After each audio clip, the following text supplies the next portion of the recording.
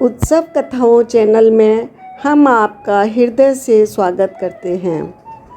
आज हम 17वें अध्याय का पठन प्रारंभ करते हैं।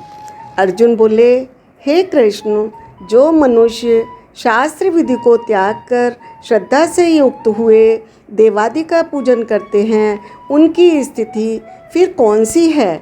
सात्विकी है या राजसी या तामसी? श्री भगवान बोले, मनुष्यों की वह शास्त्रीय संस्कारों से रहित केवल स्वभाव से उत्पन्न श्रद्धा सात्विकी, राजसी, तामसी ऐसे तीनों प्रकार की ही होती है। उसको तू मुझसे सुन। हे भारत, सभी मनुष्यों की श्रद्धा उनके अंतःकरण के अनुरूप होती है। यह पुरुष श्रद्धा में है, इसलिए जो पुरुष जैसी श्रद्धा वाला है वह स्वयं भी वही है।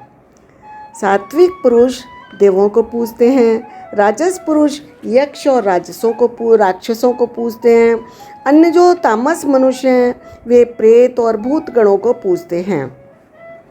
जो मनुष्य शास्त्र विधि से रहित केवल मन कल्पित घोर तप को तपते हैं, दंभ और अहंकार से युक्त एवं कामना, आसक्ति और बल के अभिमान से युक्त हैं, जो शरीर के रूप से स्थित भूत समुदाय को और अंतःकरण में स्थित मुझ परमात्मा को भी क्रश करने वाले हैं, उन अज्ञानियों को तू असुर स्वभाव वाला जान।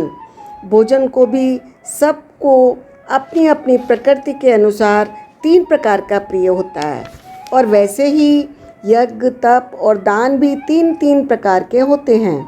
उनके इस पृथक पृथक भेद को तू मुझसे सुन। आयु, बुद्धि, बल, आरोग्य, सुख और प्रीति को बढ़ाने वाले, रस युक्त, चिकने और स्थिर रहने वाले, स्वभाव से ही मन को प्रिय ऐसे आहार, भोजन करने के पदार्थ सात्विक पुरुष को प्रिय होते हैं। कड़वे, खट्टे, लवण युक्त, बहुत गर्म, तीखे, रूखे, दाहकारक, दुख, चिंता तथा रोगों को उत्पन्न करने वाले आहार अर्थात भोजन करने के पदार्थ राजस पुरुषों को प्रिय होते हैं। जो भोजन अधपका, रस रहित, दुर्गंध युक्त, बासी और उच्छिष्ट है, अपवित्र है, वह भोजन तामस पुरुष को प्रिय होता है। जो शास्त्र विधि से नियत यज्ञ करना ही कर्तव्य है, इस प्रकार मन को समाधान करके फल न चाहने वाले पुरुषों द्वारा किया जाता है, वह सात्विक है। परंतु हे अर्जुन, केवल तंभाचरण के लिए फल को भी दृष्टि में रखकर जो यज्ञ किया जाता है, उस यज्ञ को तू राजस जान।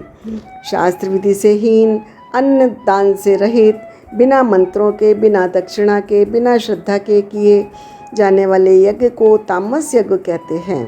देवता, ब्राह्मण, गुरु और ज्ञानी जनों का पूजन, पवित्रता, सरलता, ब्रह्मचर्य और अहिंसा, यह शरीर संबंधी तप कहा जाता है।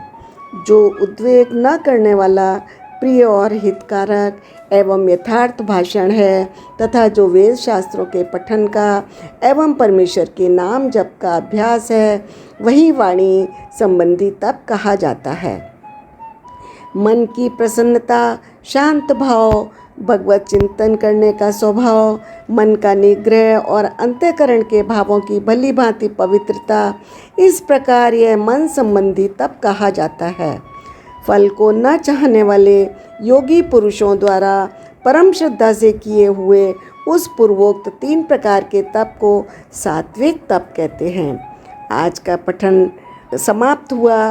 राधे राधे। फिर मिलेंगे अगले एपिसोड में।